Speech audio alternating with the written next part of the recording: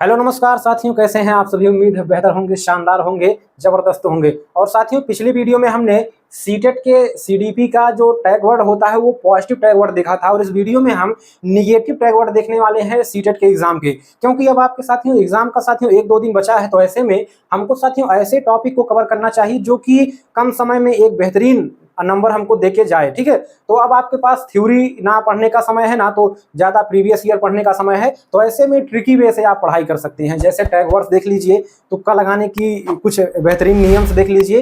तुक्का लगाने की बेहतरीन नियम मैंने बताए हुए हैं हमारे चैनल पर बेहतरीन ढंग से। काफी प्यार और सपोर्ट इस वीडियो पर आप सभी का है। ठीक है, काफी बच्चों ने लाइक भी किया है, नीचे लिंक डिस्क्रिप्शन में है, एक बार जाकर जरूर देखें साथियों। तो चलिए साथियों, इस वीडियो में हम देखने वाले हैं सीडीपी का जो टैग वर्ड होता है निगेटिव टैग वर्ड। और ये केवल सीडीपी में ही ना सही, बल्कि आपके जितने सब्जेक्ट हैं सीटेट में सभी के शिक्षण विधि में आपको बहुत ही अच्छे तरीके से यहाँ पर काम करने वाला है। और बहुत सारे नंबर आपके ऑटोमेटिक बढ़ जाएंगे। बिना क्वेश्चन को जो है आप पढ़ेंगे ही नहीं, केवल ऑप्शन से ही सॉल्व कर सकते हैं। अगर ये टैग वर्ड्स आप समझेंगे, जानेंगे, ठीक है, तभी कर पाएंगे। तो साथियों वीडियो पूरा देखिएगा साथियों। ठीक है, ऐसे नया चेहरा देखकर ना जाइएगा, क्योंकि साथियों इस चेहरे ने कई बार जो है सीटेट पास किया है, तब आपके सामने खड़ा है। ठीक है, तो चलिए साथियों देखते हैं कि आपके जो निगेटिव टैग वर्ड है, ठीक है, वो आपके कौन कौन है और कैसे हमको इनको प्रयोग करना है। ठीक है, तो चलिए शुरू करते हैं क्लास को। तो वीडियो पर अभी आप नए हैं तो लाइक करके चैनल को सब्सक्राइब कर लीजिए, क्योंकि ऐसी ही बेहतरीन वीडियो आपको यहाँ पर लगातार मिलती रहेंगी। तो चलिए देखिए साथियों, आपके सीटेट एग्जाम में क्वेश्चन 2 प्रकार के पूछे जाते हैं। एक पहला होता है पॉजिटिव क्वेश्चन और दूसरा होता है निगेटिव क्वेश्चन। तो कैसे हमको इनका प्रयोग करना है, ध्यान से समझिएगा। अगर ये चीज आप समझ ले गए तो बहुत ही अच्छे तरीके से आप प्रश्नों को हल कर पाएंगे। जैसे क्वेश्चन एक आया आपके पेपर में, क्वेश्चन आपको आप समझिएगा।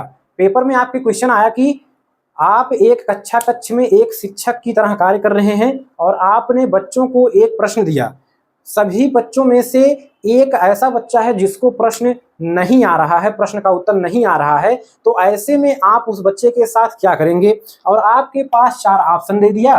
पहला ऑप्शन दे दिया कि उस बच्चे को दंड या सजा देंगे, दूसरा हो गया उस बच्चे को पुरस्कार देंगे, तीसरा हो गया साथियों उस बच्चे को जो है क्वेश्चन का उत्तर रटवाएंगे, कंठस्थ करवाएंगे, याद करवाएंगे, और चौथा ऑप्शन आपके पास दे दिया कि उस बच्चे को जो है उत्तर लाने में मदद करेंगे।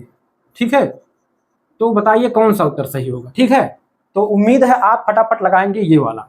क्यों लगाएंगे? क्योंकि जो क्वेश्चन का टाइप था वो क्या था?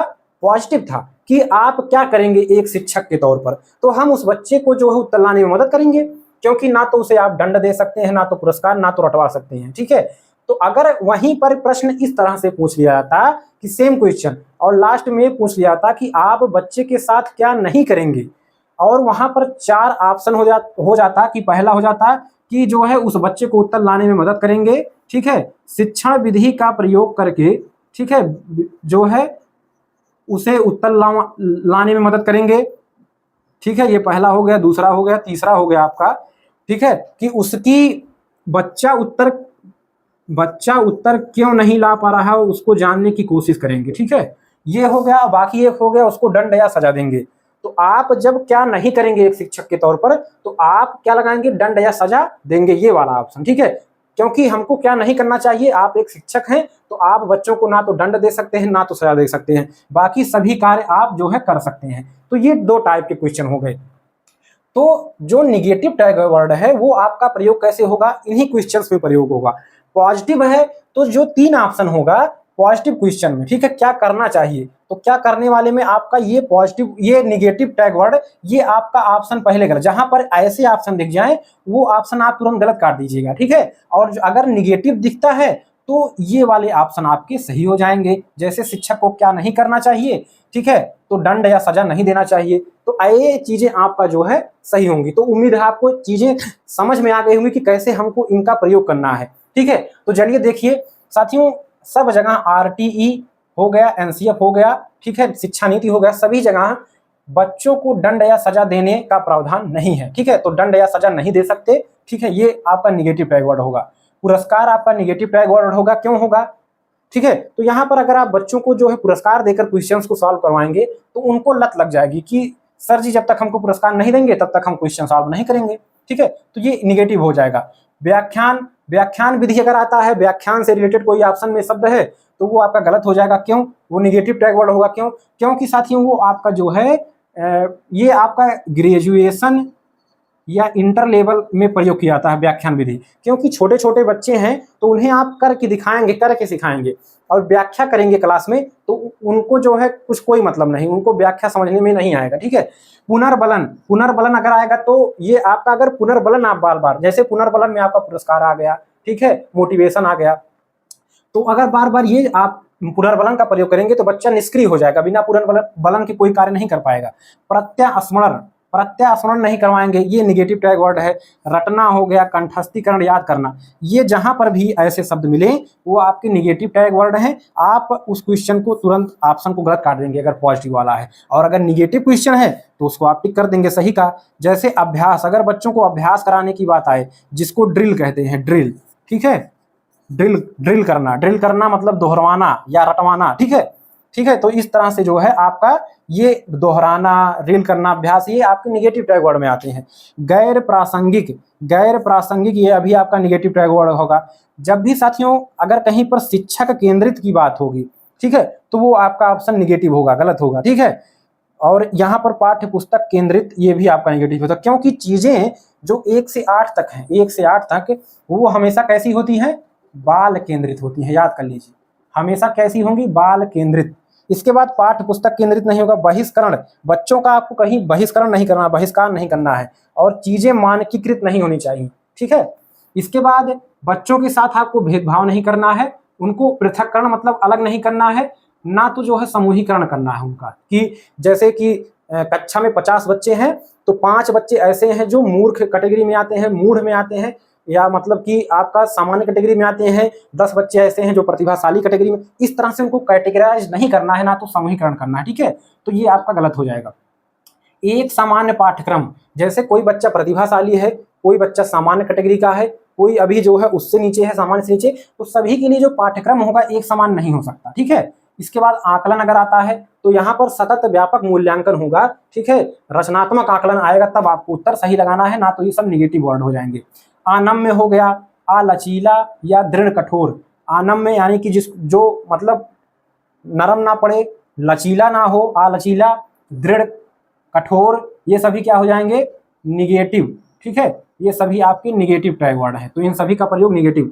जैसे विशेष विद्यालय, आपका जो है बच्चों के लिए आप कोई अलग से विद्यालय नहीं बनाएंगे, चाहे वह साथियों सामान्य कैटेगरी का बच्चा हो, चाहे प्रतिभाशाली हो, चाहे तो जो है मूढ़ व्यक्ति हो, मूढ़ बच्चा हो, या जो है आपका जो है सामान्य से भी नीचे हो, तो या जो है दिव्यांग बालक हो, ठीक है, तो ठीक है, ऐसे में, या गूंगा बालक, जैसे कान से नहीं सुन पाते या आंख से देख नहीं पाते, ठीक है, तो ऐसे बच्चों के लिए आपको जो है क्या करना है? विशेष विद्यालय का व्यवस्था यहाँ पर नहीं है, उन सभी बच्चों को समावेशी शिक्षा हम देंगे, यानी कि सभी को साथ बैठाकर, तो ये आपका निगेटिव टैग वर्ड हो गया। अलग संख्या है, कोई अलग संख्या नहीं बनाना है, कभी भी आपको साथियों तुलना नहीं करना है दो बच्चों की, कि रमेश हो गया, ठीक है, एक रमेश और एक हो गया पवन, ये दोनों जो है क्या है? एक ये प्रतिभाशाली है, ये सामान्य कैटेगरी का, या ये तीव्र बच्चा है, या ये सुस्त बच्चा है, इस तरह से जो है तुलना नहीं करना है आपको कक्षा में कभी भी। तो ऐसे शब्द अगर तुलना वाले कभी भी आते हैं तो वो आपके निगेटिव टैग वर्ड होंगे। प्रतिस्पर्धा बच्चों में नहीं करवाना है, कहीं भी ऑप्शन में निष्क्रिय है तो वो निगेटिव वर्ड हो जाएगा, क्योंकि बच्चों को हमेशा एक्टिव रखना है, ठीक है, सक्रिय रखना है। कठोर अनुशासन नहीं बच्चों के ऊपर लगाना है, कि कठोर अनुशासन लगा दिए, जबरदस्ती कोई काम करवाइए, ऐसा नहीं करना है। ग्रेडिंग नहीं करना है, रैंकिंग, बच्चों को रैंकिंग नहीं करना है कि रमेश फर्स्ट स्थान पर है, ये दूसरे स्थान पर है, वो बच्चा 50वें स्थान पर, इसको कुछ है, इस तरह से रैंकिंग नहीं करवाना है। दबाव नहीं बनाना है, ये सभी क्या है आपके निगेटिव। मात्र या केवल या ही जिस ऑप्शन में आ जाता है वो ऑप्शन आपका तुरंत गलत हो जाएगा, ठीक है, अगर पॉजिटिव क्वेश्चन है और निगेटिव है तब आपका सही होगा। या नकल कराना, ये भी आपका क्या है? निगेटिव टैग वर्ड है। व्यवहारवाद में अगर उद्दीपन, अनुक्रिया, अनुबंध है, ऐसा शब्द आता है तो ये आपका क्या है? निगेटिव है। प्रक्रियात्मक स्थिरता, स्थिरता मतलब ठहर जाना, यानी कि क्रिया में स्थिरता आ जाए, तो बच्चे अगर क्रिया में स्थिरता आ जाएगी तो बच्चे कहाँ से सीख पाएंगे? तो ऐसे शब्दों का प्रयोग हमको कहाँ पर करना है? निगेटिव टैग वर्ड के लिए। तो ये चीजें आपकी जहां पर आएंगी वो आपका ऑप्शन गलत होगा। अगर नहीं वाला क्वेश्चन है जो मैंने आपको शुरू में समझाया तब ये सही होंगे। ठीक है, तो उम्मीद है आपको जो ये टैग वर्ड्स हैं उम्मीद है समझ में आ गया होगा। ठीक है, तो नीचे जो आपका तुक्का लगाने वाली वीडियो है एक बार जाकर जरूर देखिए, और चैनल पर नए हैं तो सब्सक्राइब करके जाइएगा। आगे आप सभी को ऐसी ही बेहतरीन जानकारी और क्लासेस लगातार मिलती रहेंगी। तो अगली वीडियो मुलाकात होगी, तब तक के लिए नमस्कार, जय हिंद, वंदे मातरम।